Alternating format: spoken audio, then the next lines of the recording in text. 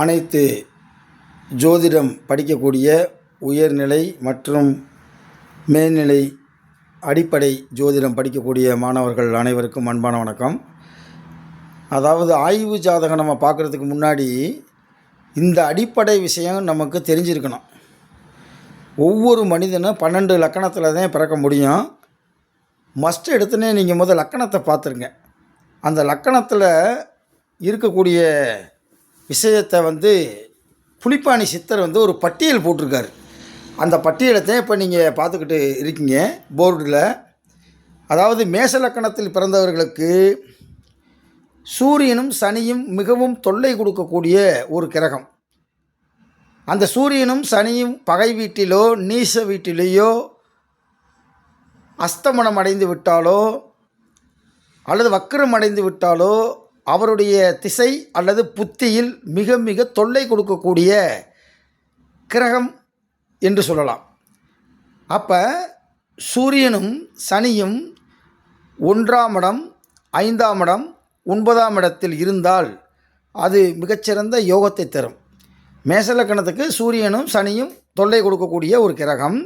அந்த கிரகம் 1ஆம் இடம், 5ஆம் இடம், 9ஆம் இடத்தில் இருந்தால் யோகத்தை தரும். இப்போ நீங்கள் யோசிப்பீங்க, மேச லக்கணத்துக்கு சூரியன் 1ல் இருந்துச்சுன்னா நீசம் இல்லையா அப்படின்னு யோசிப்பீங்க. புலிப்பாணி சித்தர் எல்லா விளக்கத்தையும் தெளிவாக சொல்ல முடியாது, அது நம்ம புரிஞ்சுக்கிறோம். அப்போ மேச லக்கணத்துக்கு செவ்வாய் எங்கே இருக்குதுன்னு பார்க்கணும்.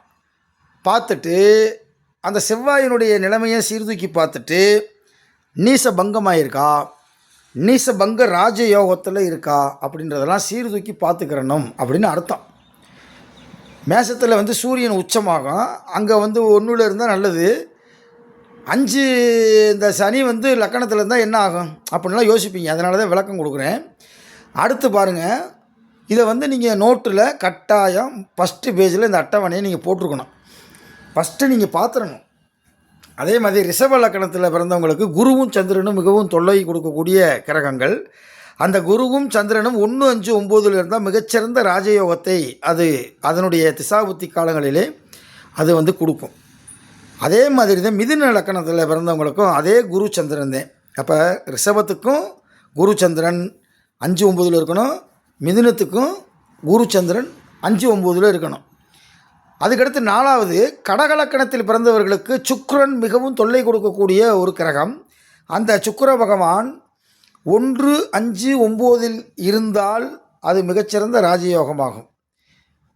அதே நேரத்தில் சிம்ம லக்கணத்துக்கு மிகவும் தொல்லை கொடுக்கக்கூடிய ஒரு கிரகம் செவ்வாய். அந்த செவ்வாய் எங்கே இருந்தால் சிறப்பு என்பதை புலிப்பாணி சித்தர் தன்னுடைய புலிப்பாணி 300 என்ற நூலிலே குறிப்புகள் எழுதுகிறார்.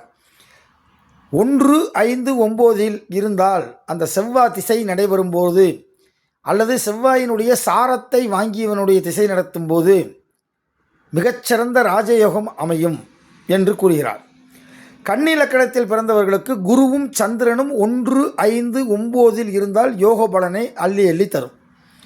கன்னி லக்கணத்துக்கு குரு வேறு எங்கேயாவது பகையாகவோ நீசமாகவோ அஸ்தமனமோ அடைந்து விட்டால் அதனுடைய திசாபுத்தி காலங்களிலே மிகச்சிறந்த தொந்தரவுகளையும் துன்பத்தையும் வாரி வாரி கொடுக்கக்கூடிய 2 கிரகங்கள் குருவும் சந்திரனும்.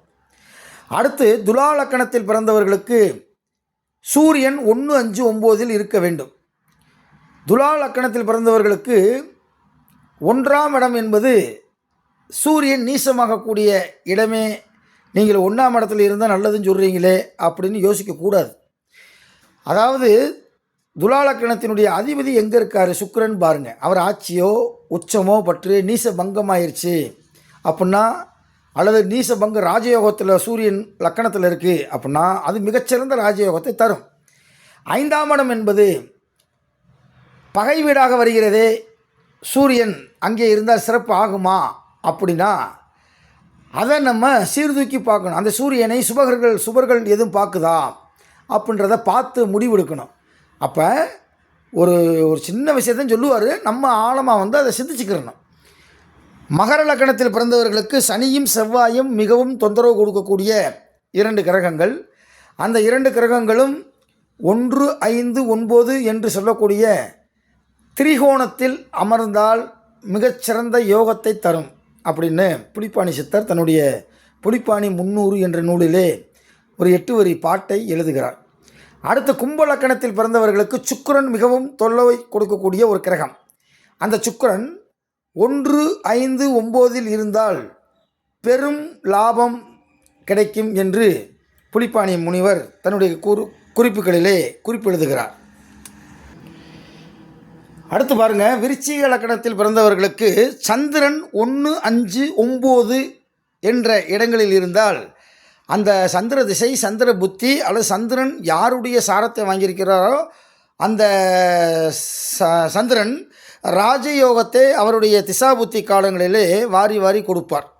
அடுத்து தனுசு லக்கணத்தில் பிறந்தவர்களுக்கு புதன் 1, 5, 9 இருந்தால் அந்த புதன் திசையிலேயோ புதன் புத்தியிலேயோ பெரும் செல்வம் கிடைக்கும்.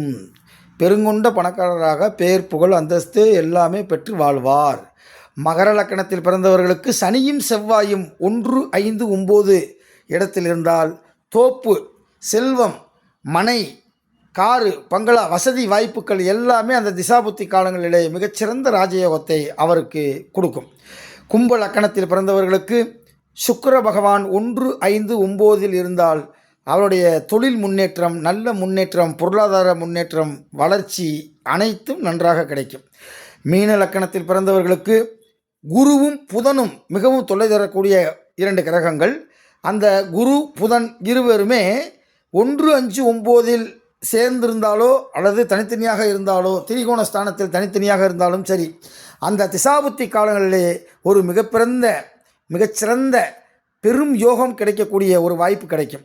இந்த புதனும் குருவும் சேர்ந்து 5ல் உட்கார்ந்துருந்தா கணித சாஸ்திரத்தாலே அவன் மிகப்பெரிய முன்னேற்றத்தை அடைவான் என்பது ஜோதிட சாஸ்திரம். கணிதத்தின் மூலமாக சீனிவாச ராமானுஜம் கணித மேதை, உலகம் போற்றக்கூடிய கணித மேதை, கும்பகோணத்தில் பிறந்தவர். அவருக்கெல்லாம் 5ஆம் இடத்துல குருவும் புதனும் இருந்ததுனால தான் கணித சாஸ்திரத்தில் உலக அளவில் இன்றைக்கி அழிக்க முடியாத அளவுக்கு புகழ் வாய்ந்த ஒரு கணித மேதையாக அவர் திகழ்ந்தார். இப்படி இதில் நீங்கள் கட்டாயம் அட்டவணை போட்டு கட்டாயம் வைத்து கொள்ளணும். எந்த ஒரு லக்கணத்தை பார்த்தாலும் அந்த லக்கணத்துக்கு உரிய அந்த தொல்லை தரக்கூடிய கிரகங்கள் எங்கே இருக்கிறது, பகையாக இருந்தாலும் சரி, நீச்சமாக இருந்தாலும், அஸ்தமனமானாலும் அந்த நேரத்தில் திசாபுத்தி காலங்களிலே மிகுந்த தொந்தரவை கொடுக்கக்கூடிய ஒரு அமைப்பாக இருக்கும். அதே நேரத்தில் அந்த தொந்தரவு கொடுக்கக்கூடிய கிரகங்கள் திரிகோணம் என்று சொல்லக்கூடிய 1, 5, 9 என்ற ஸ்தானத்தில் இருந்தால் நற்பலன்களை அது வாரி வாரி வழங்கும் என்பதை இந்த நேரத்தில் தெரிவித்துக் கொள்கிறேன். இந்த வீடியோ உங்களுக்கு பிடிச்சிருந்துச்சுன்னா லைக் பண்ணுங்கள், ஷேர் பண்ணுங்கள், சப்ஸ்கிரைப் பண்ணுங்கள். மறக்காமல் கமாண்ட் பாக்ஸில் கமாண்டு பண்ணுங்கள். நன்றி, வணக்கம்.